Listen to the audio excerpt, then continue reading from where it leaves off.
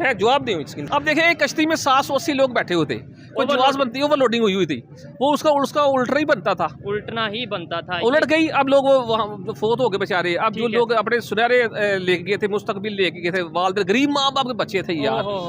अब मैंने ये भी सुना है कि एजेंट लाशें वापस करने के 10-10 लाख रुपए ले रहे हैं। 10 लाख रुपया देंगे तो हम आपको लाशें आपकी देंगे, ये भी सवाल पैदा हो रहा है। 300 से ज्यादा पाकिस्तानी भी उस कश्ती में मौजूद थे। इंडिया की अगर बात करें, वहाँ पे इकॉनमी तो ग्रो कर रही है, क्या वहाँ से भी लोग जाते हैं? हाँ, इंडिया से भी जाते हैं, इसी तरह पाकिस्तानियों की तरह जाते हैं। मैं इलीगल वे की बात कर रहा हूँ, डंकी लगा के। इलीगल में वो भी जाते हैं। अच्छा ठीक है, उनका क्या रूट होता है? हमारा तो आपने बताया इस वक्त मुआशी हालात हैं पाकिस्तान के, ये एक बहुत बड़ी वजह है कि लोग यहाँ से निकलना चाह रहे हैं। इसको जो डेड बॉडीज़ रिकवर की गई हैं उसमें ये बात सामने आई है, उसमें ज़्यादातर जो है वो पाकिस्तानी थे। ट्रकों में वो इस तरह बंद होते हैं जिस तरह एक एक पैक को यूँ साथ बंद करके ना, मतलब उन्हें सांस आने का एक होता है, उसके अलावा उन्हें कोई चीज़ नहीं, और खाने को उन्हें कुछ चने वगैरह इस तरह की चीज़ें बस के जिंदा रहें, उसके अलावा और उनके पास कोई ऑप्शन। फिर तो हमारे कानून पे, हमारे इदारों पे बहुत बड़ा सवालिया निशान भी उठ जाएगा। कश्मीर की अगर बात करें, आपने बोला मोस्टली जाते हैं, रिपोर्ट्स के मुताबिक भी मोस्टली वहाँ से जाते हैं, और अभी भी जो हादसा हुआ है 135 वहाँ से मौजूद थे खबर के मुताबिक। इंडिया साइड कश्मीर से भी क्या ऐसे बाहर जाते होंगे? नहीं, मेरा नहीं ख्याल। जहाँ तक मैंने उसकी स्टडी किया है इंडिया साइड, मैंने काफ़ी वीडियोस भी देखी हैं और उधर का एनवायरनमेंट भी मैंने जो जज किया है खुद, तो उसमें ये लगता है कि वहाँ के जो लोग हैं ना। नमस्कार दोस्तों, अभी ग्रीस में एक भयानक बोट डूबने से हादसा हुआ है। इस नाव में करीबन 800 लोग थे। ये बोट लीबिया से इटली जा रही थी। बताया जा रहा है कि ये इलीगल तरीके से रुक जा रही थी, और सबसे बड़ी बात है कि इन 800 में से 300 पाकिस्तानी थे। नाव ओवरलोड थी। पाकिस्तान की इकनॉमी पूरी तरह से बर्बाद हो चुकी है। अब पैसे वाले पाकिस्तानी तो पाकिस्तान छोड़कर फ्लाइट पे से जा सकते हैं, मगर जो गरीब पाकिस्तानी हैं वो किसी भी तरह इलीगली वे से पाकिस्तान छोड़ के जा रहे हैं, और नावों में ओवरलोड होकर भर कर जाना पड़ रहा है। और ये हादसा उसी का एक ट्रेलर है जिसमें गरीब पाकिस्तानी मारा गया है। एक रिकॉर्ड के मुताबिक पैसे वाले पाकिस्तानी यूरोप कंट्रीज या यूएसए में जाकर बस रहे हैं।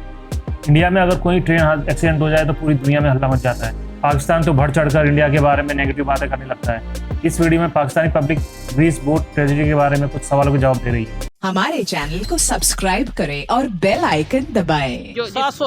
780 टोटल 780 लोग थे, जिनमें से 140 लोग अभी तक बरामद हुए हैं। ठीक है, बाकी लापता हैं। 140 लोग बचा लिए गए हैं, बाकी लोग कुछ फोत हो गए, कुछ लापता हो गए हैं। नहीं, मैं बिल्कुल वो ऐसा ही है। पाकिस्तानियों की बात कर रहा हूँ, तकरीबन खबर के मुताबिक 310 हैं, जिनमें से काफ़ी ज़्यादा की जान गई है। और बड़ी बात यह है कि ज़्यादातर 135 जोन से पाकिस्तानी है खबर के मुताबिक, वो पाकिस्तान साइड कश्मीर, आज़ाद कश्मीर से थे। क्या वजह है सर? आज़ाद कश्मीर से भी थे। आपको पता है ज़्यादातर लोग जो ज़िला गुजरात से है ना, ज़िला गुजरात मंडी बहाउद्दीन, ज़िला गुजरात, इस इलाके से ज़्यादातर लोग वहाँ जाने के शौकीन हैं, और वहाँ असल में रोज़गार के लिए जाते हैं हम लोग। आप देख रहे हैं यूरोप में जितने भी ज़्यादातर लोग गए हुए हैं वो मीरपुर से गए हैं, आज़ाद कश्मीर से गए हैं, ज़िला गुजरात से गए हैं, ठीक है ना, उधर से गए हैं। लेकिन असल में जाने का मकसद, जाने की वजह देखनी चाहिए, यहाँ से लोग जाते क्यों हैं। यहाँ पर आपने देखा होगा तस्वीरों में यंग नौजवान, खूबसूरत पढ़े लिखे नौजवान भी, जिनकी तस्वीरें आई, जिनकी शहादत हो गई है, ये फोत हो गए रास्ते में। या आप देखें, यहाँ पे देखना ये पड़ेगा कि हमारी स्टेट वेलफेयर स्टेट नहीं बनी। यहाँ पे सोर्सेज पैदा करें ताकि लोग यहाँ पे अपना बिजनेस करें, कारोबार करें, नौकरियां पैदा करें। ठीक है, जैसे यार इंडिया देख लें आप, उनकी 1.25 अरब आबादी है, ज्यादा इसे, बल्कि आप देख लें पूरी दुनिया की सबसे ज्यादा आबादी इंडिया की है, चाइना से भी ज्यादा। बिल्कुल, लेकिन वहाँ IT सेक्शन जो है पूरी दुनिया को इम्पोर्ट एक्सपोर्ट कर रहा है, दुनिया में सबसे ज्यादा। ठीक है, वहाँ के लोग पढ़े लिखे हैं, कंपेरिजन आप देख लें, वहाँ के लोग पढ़े लिखे हैं, वहाँ का एजुकेशन हमसे बहुत बेहतर है, वहाँ के रोजगार के मौके हैं। कैसे बेहतर हुआ? मैं यही तो सवाल कर रहा हूँ, मुझे भी पता है। वहाँ की हुकूमत की पॉलिसी से, वहाँ तसलसल से, वहाँ मार्शल लॉ नहीं आए। ठीक हो गया, ठीक है ना, वहाँ आप देख रहे कोई मार्शल आया नहीं आया। ये पाकिस्तान के साथ जो दूसरे कंट्रीज हैं, अफगानिस्तान है या एशिया में, अगर जो थोड़े ऐसे कंट्रीज जो इतनी तेज़ी से डेवलपमेंट की तरफ नहीं जा पा रहे, या रोज़गार का इशू है, अफगानिस्तान हो गया, बांग्लादेश हो गया, या फिर इंडिया की अगर बात करें, वहाँ पे इकॉनमी तो ग्रो कर रही है, क्या वहाँ से भी लोग जाते हैं? हाँ, इंडिया से भी जाते हैं, इसी तरह पाकिस्तानियों की तरह जाते हैं। पाकिस्तान से ज़्यादा या कम या इतने? नहीं, उनके ज़्यादा है, क्योंकि आप ये कह लें कि उन्होंने डेवलप बहुत ज़्यादा कर लिया, पढ़ लिख बहुत गए हैं, तो पढ़े लिखे को वीज़ा मिलने में आसानी होती है। नहीं, वो तो डेफिनेटली जाते हैं, ये तो सवाल पूछने वाला ही नहीं कि क्या इंडिया से बाहर जाते हैं, यूरोप जाते हैं। मैं इलीगल वे की बात कर रहा हूँ, डंकी लगा के। इलीगल में वो भी जाते हैं। अच्छा ठीक है, उनका क्या रूट होता है? हमारा तो आपने बताया कि मतलब बलोचिस्तान और फिर आगे तुर्की, और फिर उनका भी यही है, ईरान और उर्दू वगैरह। ठीक है, ईरान जाते हैं, फिर आगे उर्दन उर्दन, तुर्की तुर्की है। उर्दन, सॉरी गलत कह रहा हूँ, तुर्की ठीक है, तुर्की आधा एशिया में या आधा यूरोप में, ठीक हो गया। लेकिन वो वीज़ा वहाँ से यूरोप में दाखिल होने का नहीं होता। बेसिकली ये जो आप बता रहे हैं आज़ाद कश्मीर वाली साइड हो गई, इस साइड जो है ना रोज़गार का जो है ना बहुत कम वहाँ पे रुझान है। मतलब वहाँ रोज़गार गवर्नमेंट ने भी कोई ऐसी प्लानिंग नहीं की कि जो यंग जनरेशन है वो जब अपनी तालीम पूरी करके जब अपनी प्रैक्टिकल लाइफ में आती है ना तो उन्हें वो रोज़गार नहीं मिलता। मतलब अपनी उन्हें एक सिक्योरिटी नहीं मिलती कि यार उन्होंने आने वाली लाइफ जो गुजारनी है उसके लिए मेन चीज़ आजकल इकानमी का दौर है कि पैसा उन्होंने कैसे अर्न करना है। तो जब उन्हें ये इश्यूज़ पेश आते हैं तो वो एक यही सोचते हैं कि यार हम डायरेक्ट फ़ॉरेन कंट्रीज़ में विज़िट करें, वहाँ से जाके हम अपनी फैमिली को सपोर्ट करें और मतलब वहाँ से पैसा कमा के अपनी फैमिली को सपोर्ट करें। लेकिन फैमिली को भी सपोर्ट करें, पाकिस्तान को भी शायद सपोर्ट करें, डेफिनेटली पाकिस्तान में पैसा आएगा। ऐसा ही है, बट पहला स्टेप उनका यही होता है कि अपना घर हम स्ट्रॉन्ग करें, क्योंकि जब बेस स्ट्रॉन्ग होगी तो फिर वो पाकिस्तान का सोचेंगे। लेकिन जो उनका ये वे है कि यार डंकी लगा के जाना, ये एक बहुत मतलब इसमें बंदे को उन्हें सोचना चाहिए कि यार इतना बड़ा रिस्क ले रहे हैं। अब वो गए तो इनकम के लिए थे, लेकिन अब उनकी जो पीछे फैमिलीज़ हैं जब उनकी डेथ का वो सुनेंगे तो उनका क्या होगा। बिल्कुल, बहुत अफसोस वाली बात है। लेकिन एक बात ये भी सोचने वाली है कि इलीगल वे से जो जा रहे हैं क्या गवर्नमेंट रोक नहीं सकती?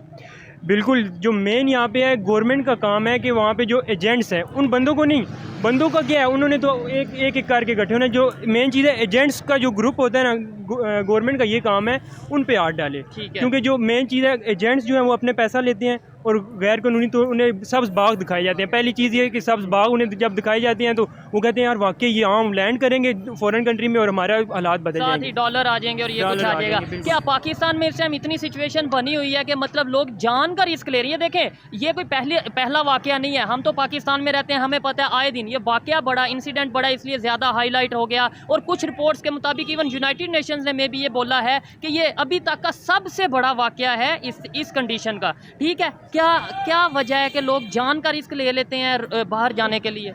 आपको भी पता है इस सदी में जो मेन चीज़ है ना, मेरे लिए भी आपके लिए भी सबके लिए जो है ना पैसा बहुत ज़रूरी है। ठीक है, अगर उन्होंने सर्वाइव करना है तो इनकम को उन्होंने अपना ज़्यादा से ज़्यादा उन्होंने कमाना ही है। तो उसके लिए वो ये सोचते हैं कि यार जब हमारी अपनी इकानमी जो पाकिस्तानी करेंसी है वो डाउन जा रही है, ठीक है, तो इसमें जब वो अर्न करते हैं तो उनका डेली की रूटीन भी वो भी पूरा नहीं होता। वो इसलिए वो कहते हैं कि बाहर जाएंगे यूरो में या डॉलर में कमाएंगे तो वो ऑटोमेटिकली हमारी जो पे है वो डबल होगी। ठीक है, पाकिस्तान के अलावा जो हमारे नेबरिंग कंट्री हैं, अफगानिस्तान की बात करें, इसके अलावा इवन इंडिया की बात करें, आपको लगता है यहाँ से भी उसी तादाद से बाहर जाते हैं लोग इस तरीके से इलीगल वे से?